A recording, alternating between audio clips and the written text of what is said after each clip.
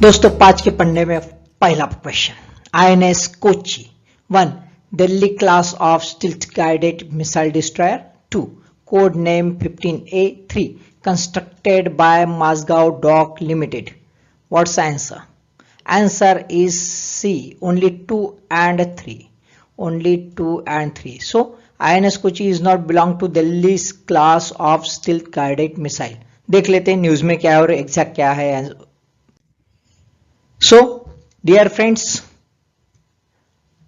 see in the news, because on the 14th January 2022 Indian Navy's indigenous guided missile destroyer INS Kochi participated in a joint exercise with the Russian Navy RF Admiral Trubets in Arabian Sea. It belongs to not a Delhi class but a Kolkata class, है ना. ये Calcutta class में है, बहुत सारे classes है, ये ध्यान में रखो.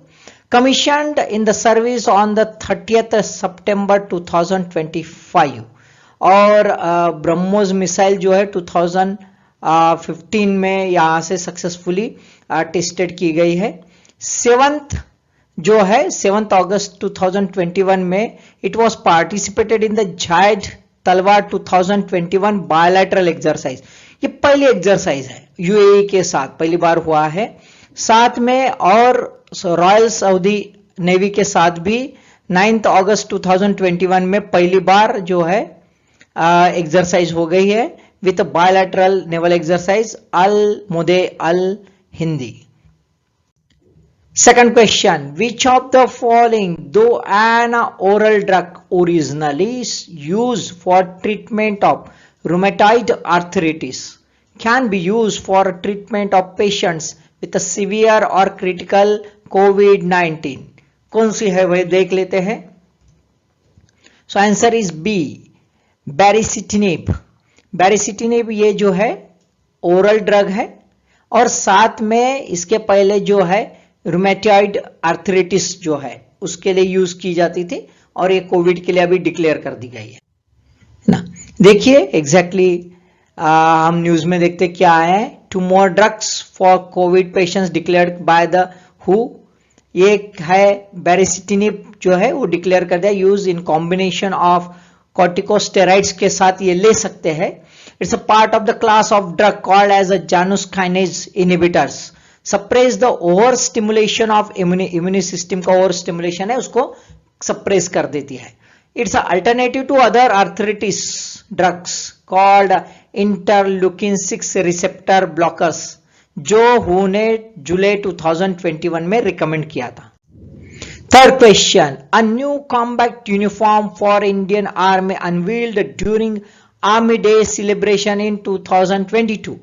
The uniform is made of किससे बना है? A, mixed cotton polyester ratio 70-30 और B, 100% long staple cotton fiber और C, synthetic bulletproof fiber और D, mixed silk cotton polyester ratio 30-30-40. Question बहुत इंपॉर्टेंट है दोस्तों. क्यों? तो इसके वजह से जो है हमारे जो आर्मी मैन है उनको काफी कुछ बेनिफिट होने वाला है. तो आंसर देख लेते हैं. Answer is a, mix cotton polyester. Cotton और पॉलिस्टर का रेशियो है 70-30. देखते हैं दोस्तों न्यूज में इसलिए है कि different pattern better material of Indian army. Main changes हो गया है इन रिगार्ड टू द कौन कौन से एंगल से. एक तो कैमोफ्लेज, मतलब ये जो है अलग अलग टेरेन जो है, चाहे वो डेजर्ट रहे या फिर हिली एरिया रहे या फिर फॉरेस्ट है ना, ऐसे एरिया में किस ढंग से वो उसमें समा जाएगा, कैमोफ्लेज हो जाएगा, वो डिजाइन उसकी और उसका मटेरियल, ये तीनों बातों के लिए चेंजेस किए गए हैं, है ना. कैमोफ्लेज पैटर्न यूनिक लाया है, एक ऑलिव ग्रीन और अदर शेड्स में, है ना. ये डिजिटल पैटर्न में लाया गया, पहले डिजिटल पैटर्न नहीं था, अभी डिजिटल पैटर्न लाया गया. फैब्रिक बड़ा हल्का है लेकिन बहुत रफ एंड टफ है, स्टडियर है और मोर ब्रीथेबल है, यानी एरिएशन बहुत अच्छा होता है and more suitable to the different terrain. अब कॉटन पॉलिस्टर का जो रेशियो बनाया है 70-30, ध्यान में रखो 70-30, है ना. Making its quicker to dry, जल्दी सूख जाता है ना, क्योंकि कई बारिश में वगैरह ये हो गया तो जल्दी सूख जाना चाहिए, तो क्योंकि उनको जो है ड्रेस की सख्त जरूरत गिरती है। मोर कंफर्टेबल टू वियर, उनको फील अच्छा होना चाहिए, क्योंकि बहुत ही एडवर्स कंडीशन में हमारे आर्मी मैन वर्क करते हैं, जैसे ह्यूमिड एरिया है, हॉट कंडीशंस है ना ये, और लाइट वेट है, इसका वेट भी कम है, तो इसी वजह से ये बहुत इंपॉर्टेंट है।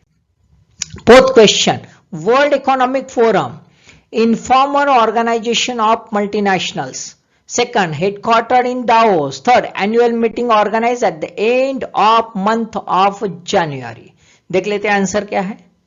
Answer is C, answer is the C, है ना, दैट इज बीइंग 3 ओनली, यानी ये इनफॉर्मल ऑर्गेनाइजेशन ऑफ मल्टीनेशनल नहीं है, हेडक्वार्टर डावोस में नहीं है, बट एनुअल मीटिंग अक्सर end of the month of January अक्सर हर साल होती है। देख लेते फिर क्या है बाकी का। सो दोस्तों, न्यूज में इसलिए है कि Davos without Davos, visitors citizens caught in Limbo, है ना, फॉर द सेकंड 12 मंथ, पहली बार ऐसा हो रहा है 2 साल, पिछले साल भी नहीं और इस साल भी नहीं, वर्ल्ड फाइनेंशियल डिस्कशन रोक दिए गए because of the pandemic situation.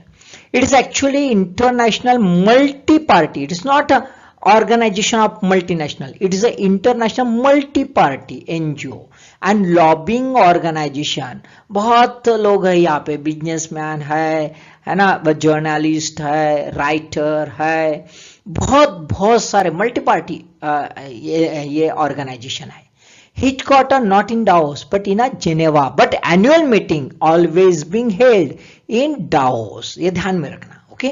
The meeting brings about 3,000 paying members. 3,000 लोगों का है, जिसमें इन्वेस्टर्स है, बिजनेस लीडर्स है, पॉलिटिकल लीडर्स है, इकोनॉमिक्स है, सेलिब्रिटीज है, जर्नलिस्ट है। ये मल्टी पार्टी है, जो है बहुत सारे लोग एक जगह आ जाते हैं और बहुत ज़्यादा सेशंस रहते हैं, बहुत ही अच्छे से एक डिबेट डिस्कशंस यहाँ पे होता है।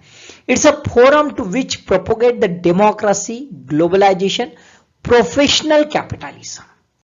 Then the last question, the great laureate Pandit Birju Maharaj, 1 belongs to the Kalka Binden family of Lucknow, 2 Singh Thumri, and 3 Padma Vibhushan awardee. Which of the above facts is or are correct? So answer is D, all 3 facts are correct. दोस्तों ये देखो, belong to the he was a Kathak Dan, great person, and died on the 17th January 2022. Belongs to the Kalka Bindadin family of Lucknow. Having a knowledge of Hindustani classical music, ये देखो ये performing art में है और उनमें ये actually dancer, classical dancer करके popular हुए, लेकिन he knows, he have that much ability to know everything about the Hindustani classical music. He also sing thumri, है ना, he trained by his uncle, बहुत ही पॉपुलर नाम थे लच्छू महाराज और शंभू महाराज। He awarded with the संगीत नाटक अकादमी award at the young age, youngest इसमें थे वो, पद्म विभूषण उनको मिला है, and he was also head of the Kathak केंद्र till 1998, है ना। तो ये ग्रेट पर्सनालिटी हमें अलविदा कर चुके हैं अंदर 17 जनवरी। हमने एक बेहतरीन हीरा फिर से खो दिया है। सो आई होप सो 5 क्वेश्चंस बेहतरीन बनाया मैंने, आप देख लो, समझ लो, सीख लो और अपने क्वेश्चंस बनाने की आदत डाल दो और रिजल्ट। Thank you.